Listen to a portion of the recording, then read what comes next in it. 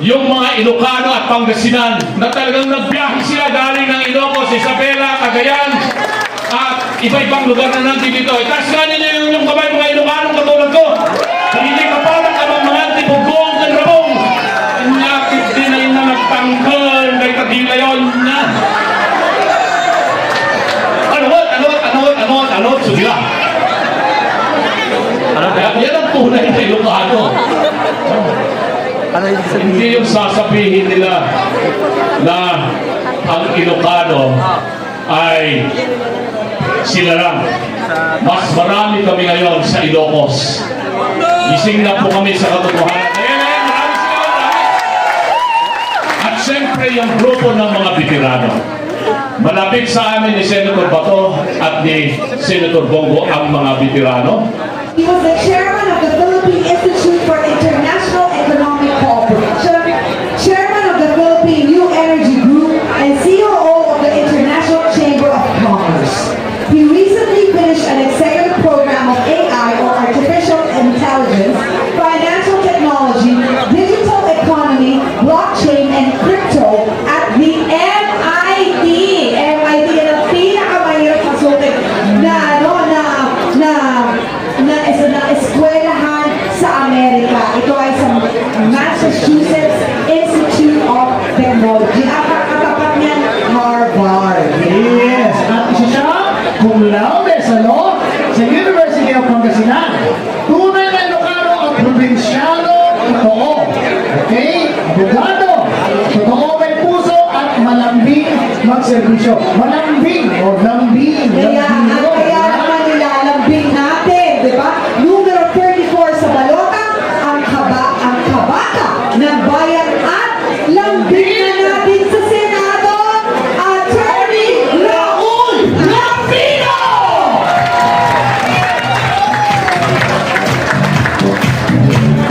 Bakit? May kiss pa talaga, Tony, ha? May kiss pa talaga. Nagstero si Eric kagad. Salamat, Giselle. Matagal na kami magkaibigan ni Giselle for, hindi ko napipilahin kung ilang taon. Magandang hapon po sa ating lahat. Kaimbag na malem, kadagiti, kapatak na Ilocano na putlo na Ilocano. Masanto siyang aral at saray kaluyagan kan kabaluyan at Pangasinan. Bayang pagkapanapon sa ating mga kapatid. Maray ahapon sa ating mga taga-Bicol. Bayong hapon. Kaninong tanan. Assalamualaikum sa ating mga kapatid na Muslim. Buenas tardes sa ating mga kababayan din sa Zamboanga. Alam po ninyo, itong aking mga kasamang kandidato rito pagkasenador, lahat may relasyon po ako sa kanila na nakalipas. Unahin ko na yung pinakabatang kandidato si Atty. Jimmy Puno. Bata-bata pa siya nun, kagaling kumanta niyan, kagaling mag-gitara. So lahat ng kanyang gimmick o kaya'y pinupuntahan ko para panuorin siyang kumanta. Dahil napakagaling talaga, napakatalento. At natutuwa ko ngayon na si Jimmy ay naging abogado at kasama ko siya ngayon. Bilang isa sa mga kandidato ng Duterte team.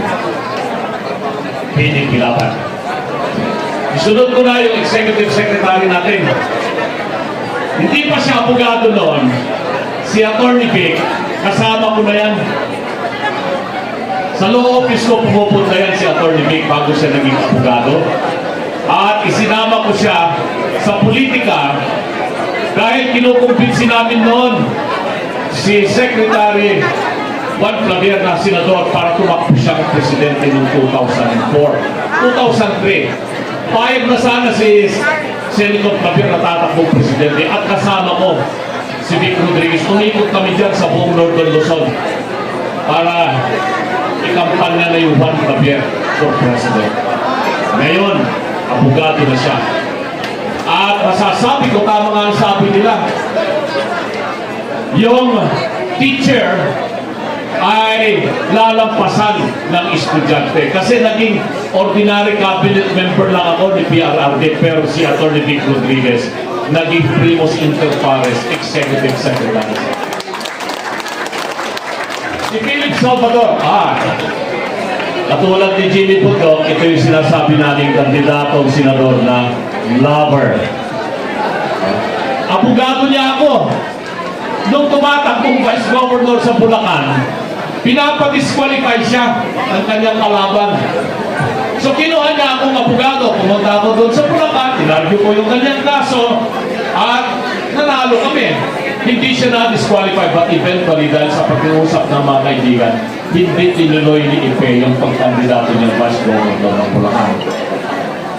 Si Senator Bato, pareho kaming pulis. Kakayo siguro ba naging pulis yan? Si Atty. Lambino, baka lang ang alam niyan. Kasi adopted member ako ng Philippine National Police, PNPA class of 1988. At isa ako sa campaign manager niya noong 2019 nung tumakbo siya sa senador.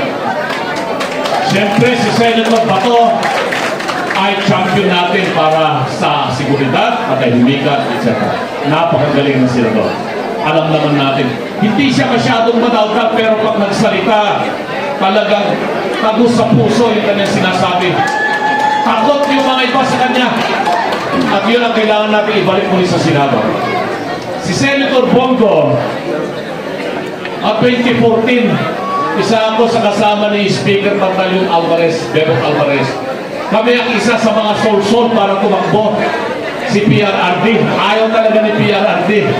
Pero si Speaker Bebot, siya yung aming leader doon sa tinatawag naming Champs of Rudy Duterte. At si Senator Bongo, siya yung aming conduit doon kay PRRD. Hanggang makumbinsi namin. At si Senator Bongo, nasa ibang bansa ako eh. Tinawagan niya ako noong 2016. Sabi niya, attorney, gusto ni PRRD maging administrator ka sa isang ahensya. Sabi ko, hindi ata ako nakahandang manilbihan sa gobyerno, masarap na yung buhay ko sa private sector. Pero mahirap tumanggi sa isang Bongo at lalong-lalo na kay Tatay Digo. Kaya ako tinanggap maging member ng cabinet at naging administrator po ako ng Cagayan Economic Forum. Ganun po yung naging relasyon namin ni Senator Bongo.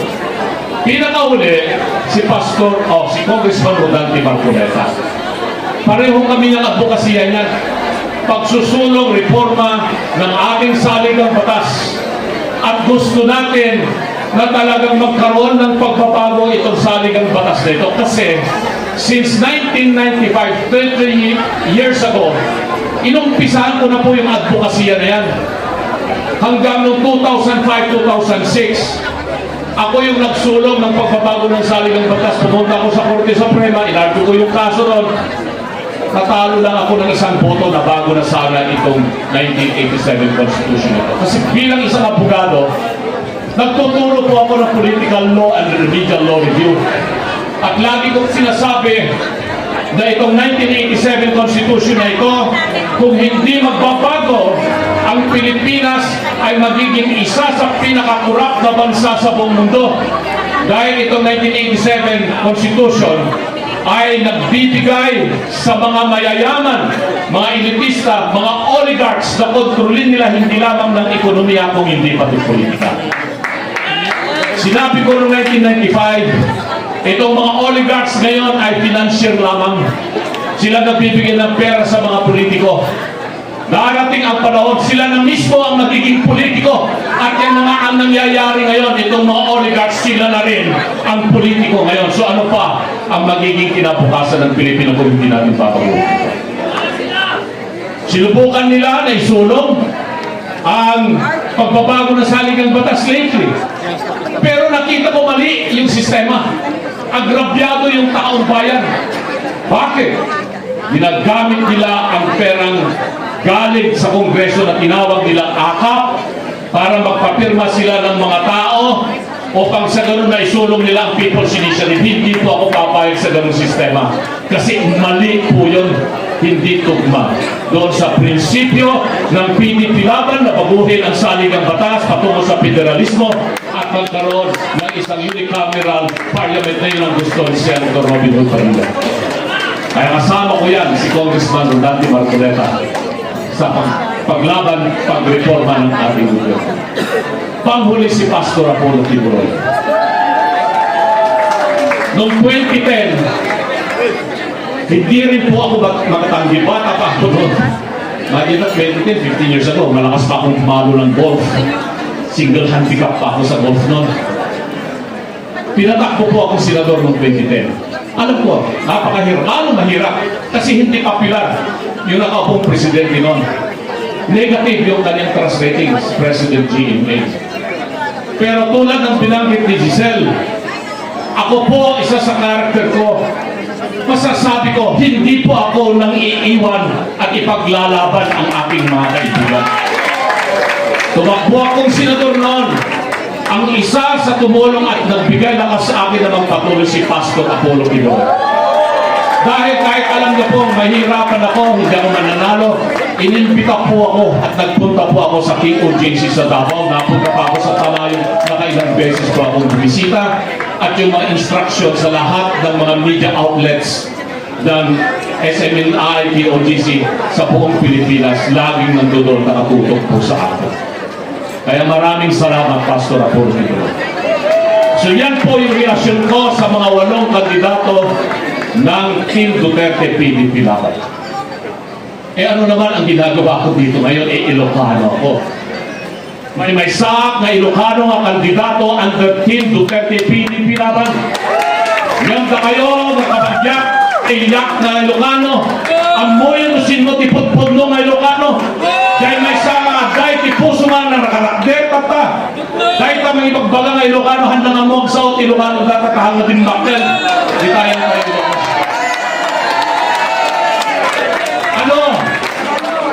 Ano ngayon ang dahilan kung bakit po ako tumakbo? Dahil wala po sa aking panaginip plano. Sabi ko, not even an impossible dream na tatakbo akong senador. Pero ano nga ba ang dahilan at nakumbinsi akong tumakbo? Una, dahil binababoy nila ang saligang batas. Hindi ko matanggap na kung bababoy nila ang saligang batas, hindi sa tamang proseso. Pangalawa, nung inumpisan na nila na banatan ng banatan si BP Inday Sara na kung ano na ang mga lumalabas, tinira nila sa DepEd, tapos titirahin nila yung confidential fund. Alam naman po natin kaming mga abogado, merong circular yan ng Commission on Audit at meron din executive order kung paano i-handle ang confidential fund. At dito sa problema ng confidential fund, hindi pa tapos yung final audit eh. Meron lang notice of disallowance, ibig sabihin hindi pa nakukumpleto yung mga dokumento, pero nagtapos na yung taon dahil na naibigay yung confidential fund. Magtatapos na rin yung taon at kailangan gamitin yun. Tapos yun ang sasabihin nila na peke-peke yung mga pumirma kung sino ang tumanggap ng intelligence fund. Hindi hayaan muna natin yung Commission on Audit na maglabas ng hindi lamang notice of disallowance at sabihin ng Commission on Audit na nagkaroon ng graft and corruption. Wala pong ganon. Pero pag pinakinggan mo yung sinasabi ng mga nasa Quadcom, maliban lamang sa isang Congressman Marcoleta na siya ang malakas at matatag ng depensa, kitang-kita ko kung paano nila talagang winalangga yung hearing para lamang maisampa nila ang impeachment. At dito na nga, sabi ko, isasampa nila yung impeachment. Kaya nung tinawagan po ako ni Executive Secretary Miguel Dea, nasa abroad na naman ako. Ayan si Astra, si Atty. Ailey, yung mga kasama ko sa PDP Laban. Alam nila wala sa plano ko po na tumakbo sa pagkasinador. Pero alam naman po natin, no, isasampa yung impeachment case laban kay Vice President Sara. Sabi nga ni Atty. Vic, papayagan ba natin na nakawin nila yung Vice Presidency? Hindi tayo papayag. Kaya sabi ko, sige, baka sakali sa tulong po ninyo ng PDP Laban, ng lahat ng mga volunteer groups na tumulong kay PRRD noong 2016 at tumulong kay VP Sara Duterte noong 2022 election at kay Senator Robin Padilla na ginawa natin siyang number 1 ng 2022 election, may pag-asa kami na manalo sa eleksyon nito kahit na wala po kaming milyong pera na gagastos. Dito natin may papakita yung tunay na lakas ng Partido PDP Laban, lakas ng Team Duterte at lakas ni Senator Robin Padilla. Mga kababayan, sabi ni Giselle kanina, kabaka ng mamamayang Pilipino. Ano ba ang ginagawa ko ngayon bilang isang abogado? Medyo semi-retired na po ako sa law practice. Pinubaya ko na po sa aking mga anak na mga abogado na at mga manugang na mga abogado. Ang ginagawa po ngayon ay isa po akong magsasaka. Nag-aalaga po ako ng mga baka. Alam po yan ni Kaipe Salvador. Alam po niya yan. At nagtatanim ng mga palay, mais, gulay, kung ano-ano. Mahigit 100 pamilya sa Pangasinan ang tinutulungan namin magkaroon ng hanap buhay sa pagsasaka. Tinuturuan namin sila ng tao. Dahil sa tingin ko, ang food security ang pinaka-importante sa lahat ng tao. Hindi ka magkakaroon ng magandang kalusugan kung ikaw ay gutom. Hindi ka magkakaroon ng magandang edukasyon, mga kapag-aral, kung ikaw ay gutom. Hindi ka rin magiging masaya kung ikaw ay gutom. Pero ang sitwasyon natin sa Pilipinas ngayon, malawak ang kagutuman. Hindi ako ang nagsasabi niyan. Ang nagsasabi yung survey ng SWS, nakaranas na mahigit 63% ng Pilipino na sila ay nagugutom. At tumaas yung poverty index natin to more than 70%. Imagine that sa panahon lamang ng 2 taon pagkatapos ng termino ni Pangulong Duterte. At sa hirap na dinanas natin ng pandemic, bakit biglang sumalya at sumipa pataas ang kahirapan sa Pilipinas? Ano ang dahilan? Naniniwala ko ng dahil sa korupsyon. Sabi ni Atty. Jerry Hindlo. Ano ang mga korupsyon na nangyayari? Bakit mataas ang bilihin? Dahil yung mga produkto sa kanayunan hindi makakarating sa syudad o kaya sa merkado. Dahil sira-sira yung mga daan, sira-sira yung mga tulay, napupulok yung mga pagkain doon sa mga bulubundukin o sa mga bukirin sa iba't ibang panig ng probinsya. Bakit? Dahil sa korupsyon, hindi nila napagawa ng tama yung mga kalsada at mga tulay.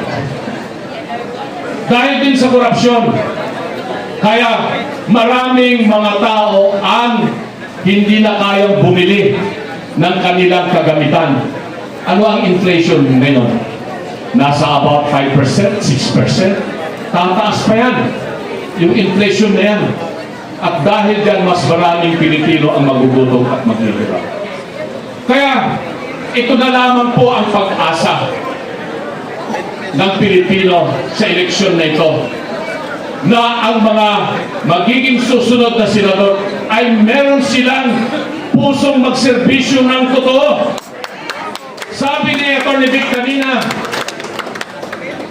sinasabi na bumili lamang kami, pinapipili lang kami ng suka, tapos tumakbo na kaming senador. Ibig sabihin nila, wala kaming tsansang mananalo sa eleksyon na ito kasi wala kaming pera. Hindi katulad nila, marami silang pera, bilyon na yung kanilang ginagastos sa political advertisements, sa TV, sa radio, sa newspaper, sa naglalaki ang mga billboard, LED. LED. Yun po ang ibig nilang sabihin. Wala namang pera yung mga taga-PDP, paano mananalo na yan? Suka lamang ang pinabili, tumakbo ng senador. Ang sabi ko, senador po sa Black ko yung kahapon. Totoo po, inutosan po akong bumili ng suka at bumili ako ng suka.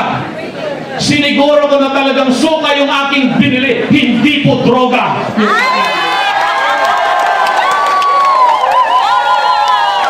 Sabi ni Senator Bongo, tulad ni Ipe Masin-Masin ang kanyang amoy.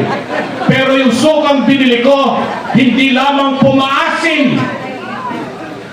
Ito ay mabango, malinamnam, masarap. Bakit? Dahil sukang Ilocos ang aking binili.